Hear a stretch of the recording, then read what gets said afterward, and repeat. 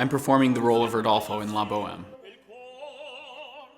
This is actually my 5th LaBoheme. Rodolfo is always on stage. So you get on stage and you start singing with the guys and you're playing around and doing all this stuff. The landlord comes in, you get the landlord out, you don't want to pay your rent. And then the most famous scene in all of opera comes when Mimi comes with her candle. And that's also the hardest music in the show. And you've already been on stage singing that whole time, and you aren't just like relaxing in a dressing room getting ready for the moment. You're just in the moment. In this production of Bohème, I'm singing opposite Nicole Cabell, who's playing Mimi, and she is one of my all-time favorite sopranos, all-time favorite colleagues to work with. She has just an exquisite voice, and she's the sweetest person. She's just the best colleague to work with.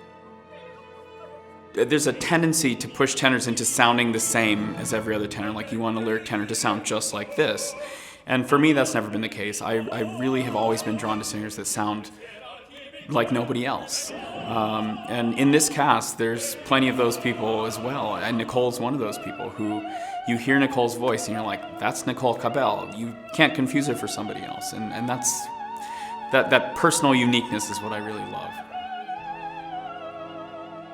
When you're singing La Boheme, there is a little bit of pressure because all of the famous tenors have sung Rodolfo. So people have in their mind a preconceived idea of how Rodolfo is supposed to sound. For a lot of people, that's hearing Pavarotti's voice in their head, or Bergonzi, or Gedda, or somebody like that. And what's great about this production is that this is a young cast. So this is not Pavarotti singing this in his 40s. This is a young cast that are believable as bohemians in Paris. We've all gelled.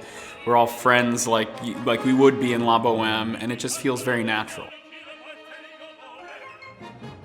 This is actually not my first time performing with Michigan Opera Theater. Back in the 2000-2001 season, when I was still a sophomore at the University of Michigan, I auditioned for the chorus with Michigan Opera Theater, and I was singing baritone at the time.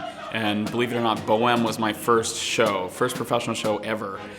So I sang the chorus for that, and it was the same director as Mario Corradi, and we had a great time doing that. A lot of times opera, you feel it very viscerally, and it just really connects with your soul in a certain way, and I was just hooked on opera after that.